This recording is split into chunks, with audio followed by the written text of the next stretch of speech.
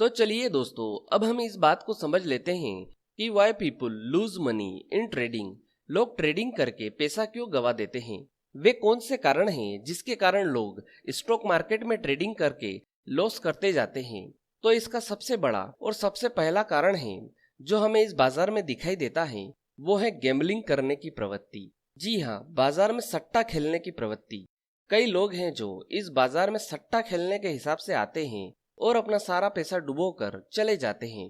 लोग यहाँ पर कुछ लाख रुपए लेकर आते हैं और सोचते हैं कि इन पैसों से या तो आर या फिर पार, और इस सट्टा खेलने की सोच के साथ बाजार में पैसा लगाते हैं और अपने मेहनत के पैसों को डुबो देते हैं और बाजार से बाहर हो जाते हैं। इस बाजार में लोग रातों रात लखपति या करोड़पति बनने की सोच के साथ आते हैं और अपने पैसों पर दांव लगाते हैं, और इसके बाद इसका परिणाम क्या होता है ये तो आप सभी भली भांति जानते ही हैं। इस बाजार में रातों रात लखपति या करोड़पति बनाने की प्रवृत्ति नहीं पाई जाती है, लेकिन इस बाजार में रातों रात रोड़पति या दिवालिया करने की प्रवृत्ति जरूर देखी जा सकती है। इसलिए हमें इस बाजार में सट्टा खेलने की प्रवृत्ति को छोड़ना होगा और बाजार को शुद्ध रूप से व्यवसाय या बिजनेस के रूप में लेना होगा। तो अगर आपको भी इस बाजार में सक्सेसफुल होना है तो आपको भी सट्टा खेलने की प्रवृत्ति को छोड़ना ही होगा, नहीं तो इसका परिणाम क्या हो सकता है यह तो आप भली भांति जानते ही हैं। दूसरा जो कारण इस बाजार में दिखाई देता है वो है ट्रेडिंग विदाउट स्टॉप लॉस। दोस्तों, कई ट्रेडर्स हैं जो बाजार में बिना स्टॉप लॉस के ही ट्रेडिंग करते हैं और रिस्क मैनेजमेंट का बिल्कुल भी ध्यान नहीं रखते हैं। जब इन लोगों से स्टॉप लॉस न लगाने का कारण पूछा जाता है तब ये लोग कहते हैं, अरे भाई स्टॉप लॉस तो होता ही है हिट होने के लिए। मैं इन सभी ट्रेडर्स से कहना चाहता हूँ, मेरे भाइयों, स्टॉप लॉस हिट होने के लिए नहीं होता है। स्टॉप लॉस हमेशा हमें बड़े नुकसान से बचाने के लिए होता है। स्टॉप लॉस के बिना ट्रेड करना उस गाड़ी को चलाने के बराबर है जिसमें ब्रेक ही ना हो, और जिस गाड़ी में ब्रेक ही ना हो उस गाड़ी को चलाने का परिणाम क्या होगा ये तो आप सभी अच्छी तरह से जानते हैं।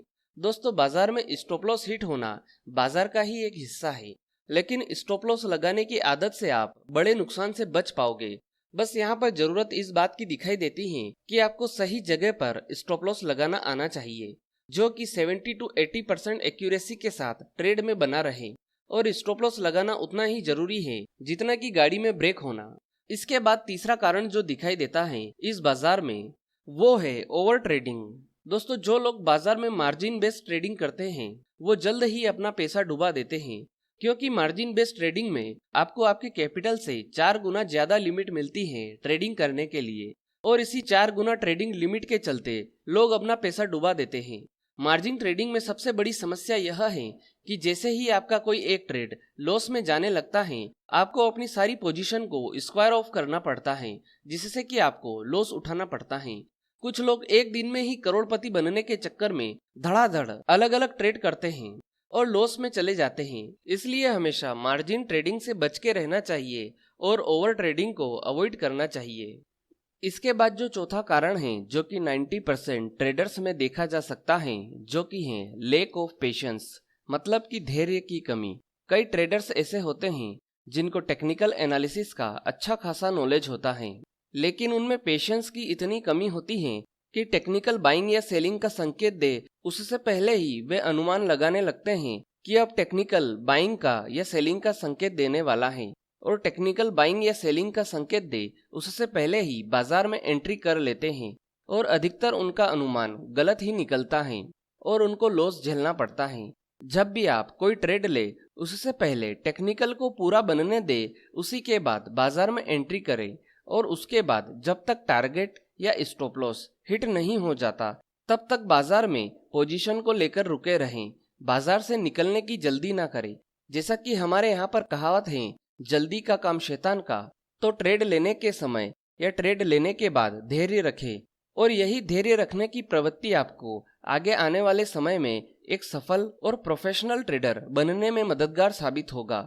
अब एक आखिरी कारण बता देता हूँ जिसके कारण बहुत सारे ट्रेडर्स अपना पैसा बाजार में गंवाते हैं, वो है लैक ऑफ एनालिटिकल स्किल्स, मतलब कि टेक्निकल एनालिसिस स्किल की कमी, और ये सबसे बड़ा कारण है। दोस्तों, आप अक्सर सुनते होंगे कि अधूरा ज्ञान हानिकारक होता है।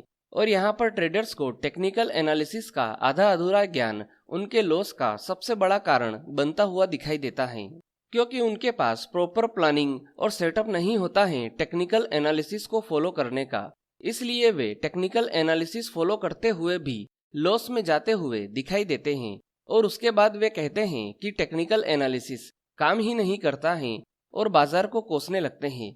टेक्निकल एनालिसिस तब तक सही से काम नहीं करेगा जब तक कि आप में टेक्निकल एनालिसिस का प्रॉपर नॉलेज और स्किल डेवलप नहीं हो जाती हैं।